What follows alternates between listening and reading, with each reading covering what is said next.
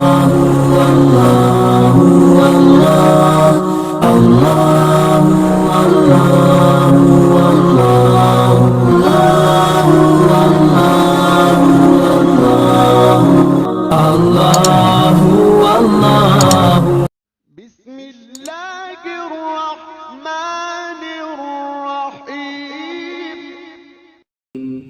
the name of Allah, the Beneficent, the Merciful. والقائس اس کو دعوت دوں گا کہ وہ مائی پر تشریف لائیں. خلیفہ سوم سیدنا عمر فاروق رضی اللہ تعالی اسد والقائس خان میں ان کو دعوت دوں گا کہ وہ مائی پر تشریف لائیں اور خلیفہ سوم سیدنا عثمان غنی رضی اللہ تعالیٰ عنہ کے عنوان سے گفتگو فرمائیں. اسد والقائس خان.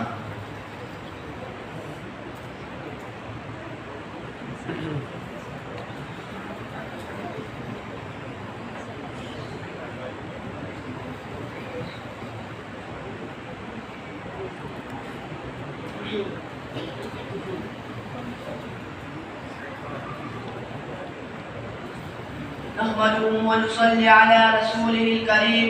أما بعد فأعوذ بالله من الشيطان الرجيم بسم الله الرحمن الرحيم أولئك هم الفائزون. وقال النبي صلى الله عليه وسلم ما ضر عثمان ما عمل بعد اليوم كرتين. ہری ہے شاخ تمنا ابھی جلی تو نہیں، ہری ہے شاخ تمنا ابھی جلی تو نہیں، کبھی یہ آگ جگر کی مگر بجھی تو نہیں، کبھی یہ آگ جگر کی مگر بجھی تو نہیں. جفا کی تیغ سے گردن وفا شاعروں کی، جفا کی تیغ سے گردن وفا شاعروں کی، کٹی ہے برسر میدان میں مگر جھکی تو نہیں. سبحان اللہ سبحان اللہ. آج جس موضوع پر تقریر کرنے کے لیے حاضر ہوا ہوں وہ ہے جامع القرآن حضرت سیدنا عثمان غنی رضی اللہ تعالیٰ عنہ کے عنوان سے معنون ہے. سامعین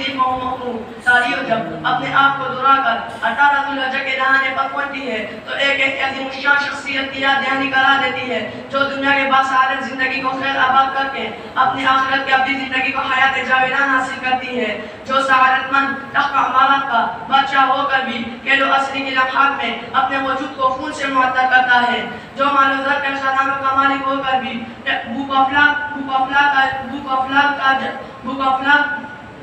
جو مال و زر کے خزانوں کا مالک ہو کر بھی بھوک افلاک رخصت ہو جاتا ہے، جو مال و زر کے خزانوں کا مالک ہو کر بھی کیلو عصری کے لمحات میں اپنے وجود کو خون سے معطر کرتا ہے، جو میرے رومے کے کنویں کا مالک ہو کر بھی پیاد و تشکیل کا جام پی کر رخصت ہوتا ہے، جو فوج اسلامی لشکر کا حاکم ہو کر بھی مظلومیت کا تاج افتخار پہن لیتا ہے. اس عظیم الشان شخصیت سے میری مراد حضرت سیدنا عثمان غنی رضی اللہ تعالیٰ عنہ کے ذات عالی سے ہے، جو صرف سلطنت اسلامیہ کا سردار ہی نہیں بلکہ سردار کائنات صلی اللہ علیہ وسلم کا داماد بھی ہے، جس نے سید الاولین والآخرین کے نور سے اپنے آبادی زندگی کو منور کیا ہے، جو اپنا مال تبوک کے کٹان غزوے میں بہائے تو آقا صلی اللہ علیہ وسلم فرماتے ہیں آج کے بعد عثمان جو چاہے کرے، اللہ اور اس کا رسول اس سے راضی ہو چکا ہے. یہی وہ عثمان ہے جو بیت رضوان میں شامل نہ ہو سکے تو آقا صلی اللہ علیہ وسلم فرماتے ہیں یہ میرا ہاتھ ہے اور دوسرے ہاتھ کو عثمان کا ہاتھ قرار دیا گیا ہے. اسی لیے کسی شعر نے کیا خوب کہا، شرف و عزت نے دیا پھر کیا ہے تیرا ساتھ ہے، شرف و عزت نے دیا پھر کیا ہے تیرا ساتھ ہے، دست تیرا بن گیا میرے نبی کا ہاتھ ہے. سبحان اللہ. گلشن اسلام کی اجالی کے لیے بہت سے اہل و ضرورت نے اپنی مال و زر کی بازی لگائی ہے، لیکن عثمان کی شان و عظمت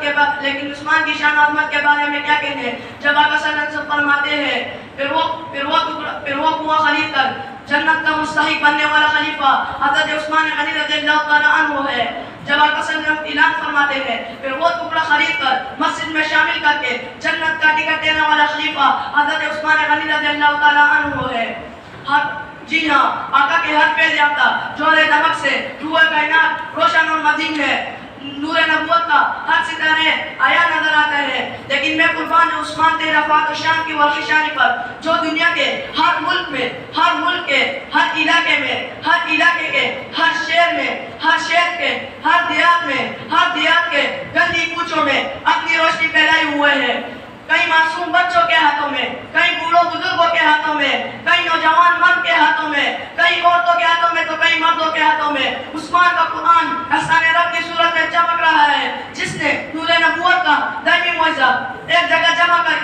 امت کے ہاتھوں میں دے دیا ہے، امت کے ہاتھوں میں دے دیا ہے۔ اگر مسجد بنانا صدقہ جاریہ ہے تو، مدرسہ بنانا صدقہ جاریہ ہے تو، ضروریات مسلم کی تکمیل کرنا صدقہ جاریہ ہے تو، طلبہ کی کفایت کرنا صدقہ جاریہ ہے تو میں قربان عثمان تیرا پاک شان کی والخشانی پر، جب تک رب کے قرآن کی اس دنیا میں شان ہوگی، جب تک رب کے قرآن کی اس دنیا میں شان ہوگی، عثمان تیری لحد پر رحمت الہی باران ہوگی۔ سبحان اللہ۔ گرامیہ قدر سامعین، عثمان کی اس کی شان کا تذکرہ کیا جائے، ہر عہد میں ہر عہد میں ان کی شان سرے تک بلند نظر آتی ہے، زوجیت کے رشتے میں پوری امت سے اعلیٰ نظر آتے ہیں، صبر و استقامت کے میدان میں ہمت کا شاہ سوار نظر آتے ہیں، قرآن و تعلیم میں اصحاب نبی صلی اللہ علیہ وسلم میں فرق نظر آتے ہیں۔ عثمان کی شان علامہ دہلوی رحمۃ اللہ علیہ یوں بیان کرتے ہیں، علم و عمل کا یہ گہرا سمندر عدالت الحجہ کو منافق کے تیروں کا ہدف بن کر منافق کے تیروں کا ہدف بن کر شہادت کا سرخ لبادہ پہن لیتا ہے۔ 3 دن تک نہ جنازہ پڑھانے کی اجازت، نہ تہیدت قبول کرنے کی اجازت، بیوی کے ہاتھوں کو انگلیاں کاٹی گئی تو کئی معصوم بچوں کے کانوں کو چیر دیا گیا، جس نے کفر کو یہ یاد کر دیا، نہ سر جھکا کے جیے نہ منہ چھپا کے جیے، نہ سر جھکا کے جیے نہ منہ چھپا کے جیے،